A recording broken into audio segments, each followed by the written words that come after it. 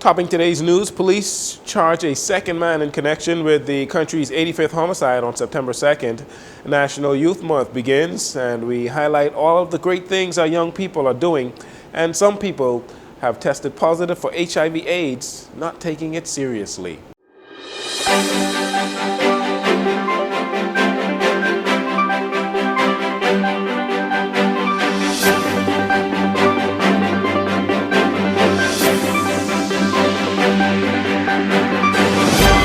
Good evening, Bahamas. I'm Jarino Saunders. This is your JCN Evening News. It's a pleasure to have you join us. Today, police prosecutors were expected to formally charge a 24-year-old male from Sappadilla Boulevard in Pinewood Gardens in the magistrate's court for murder.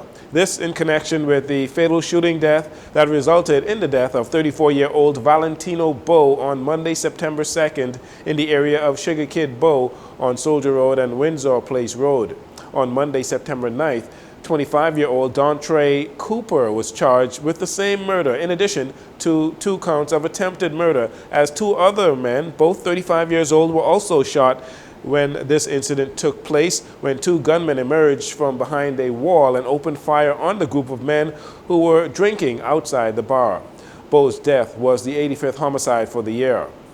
On Saturday morning, police were called to the scene of the country's 88th murder after a male was found shot to death on the rooftop of an unfinished structure in Kennedy Subdivision. That was early Saturday morning. Police investigators are on that case. The Division of Youth in the Ministry of Youth, Sports and Culture kicking off the Youth Month with an opening ceremony at the ministry's head office this morning under the theme, Homecoming, Let's Make More Memories. Acting Minister of Youth, Sports and Culture, that's Pia Glover-Roll, shared her excitement for the upcoming events during the entire month of October. National Youth Month is celebrated during the entire month of October. And as our host said, we're one of the only countries in the world that celebrates for a month. Not a day, not a week, but an entire month. That's how valuable and important our young people are to us. During this time, the Division of Youth highlights the talents, dedication, and testament to all young people and persons who work with young people in the Commonwealth of the Bahamas. As you embark on these celebrations of National Youth Month, don't let what you cannot do interfere with what you can do. And so today, I thank you for the opportunity to be present for today's commemorative launch, and I hereby declare National Youth Month officially open. In addition to this, Mrs. Glover-Roll expressed her gratitude to the Department of Youth for highlighting the positive things many of our young people in the nation are doing. You know, you hear in the media the little stories, and I say little stories because they're only a fraction based on the amazing and wonderful and positive things that the young people of our nation are doing, not just here locally in the Bahamas, but across the world. And so it is always a pleasure to celebrate you, to celebrate with the Division of Youth and to congratulate the Division of Youth for, I call them, raising the bar by paying homage to the young men and women of our country, because that's what we must do, past and present, who have made and are making significant impacts in your respective areas, in your respective stations in life. That was Pia Glover-Roll, Acting Minister of Youth, Sports and Culture. One of the things we need to make our young people more aware of is the issue of HIV and AIDS. The most recent report from UN AIDS focused on how the incidence of HIV and AIDS in the Caribbean is skyrocketing. Although no one should or need to die from AIDS anymore, there is still a lot of work to be done to ensure that no one gets HIV, the illness that can lead to AIDS. Last week, the AIDS Foundation shared some startling statistics regarding the new infections in the country. An even more critical issue concerns those who know they have tested positive and still might not be taking responsible action. The new president of the AIDS Foundation here in the Bahamas, Arame Ford. Currently, we have just about 4,000 people who are living with HIV in the country.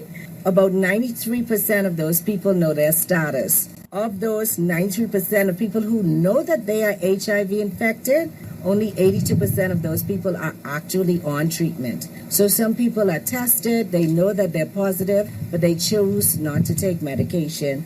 People are resistant to go and be honest with their doctors, but if we can just go, and it's always confidential, and just be real about our situation. My heart is broken every time I learn about a new patient, a new person who's infected, because it can be prevented at this point.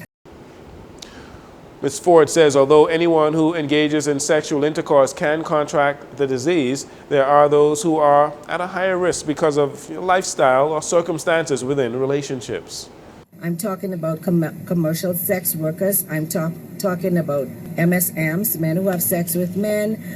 Maybe there's a power imbalance in a relationship. Sometimes you have a person who's in a relationship and the other partner doesn't want to use a condom, and they cannot negotiate because there is a power imbalance. Maybe they are financially dependent on that person. We would also like to have those people present and be placed on PrEP so that they don't contract HIV. Our biggest project is our adolescent program. Some of these children have been orphaned by their parents because their parents were ill, and they live with extended family who's not doing a really good work at taking care of them, and so we provide services and support to these children as well. Said 81% of people with HIV/AIDS who are on treatment are virally suppressed, which means they show no signs of the disease and the illness is undetectable when they are tested, thus less likely to transmit the disease. However, she says the goal is to stop new infections by getting tested, and if you do test positive, take the prescribed medications, which is free of charge here in the Bahamas. And finally, in this segment, global ratings agency Standard & Poor's has given the Bahamas a plus in its latest economic outlook released last week, saying that the outlook for the Bahamian economy remains stable. The report says the stable outlook reflects S&P's view that over the next 12 months, a stable economy combined with fiscal consolidation efforts will limit the government's debt burden. Standard & Poor's says they could raise the ratings for the Bahamas in the next 12 months if the government enacts public finance reforms faster than expected. Conversely, they could lower ratings over the next 12 months if income per capita deteriorates significantly, or if the government reverses the progress it has made over the last few months. However, they do expect the economy to slow to about 1.8% growth in 2024. The ratings agency also said that the government's energy reform plans with Pike and Bahamas Grid could translate into efficiencies and savings over the medium term.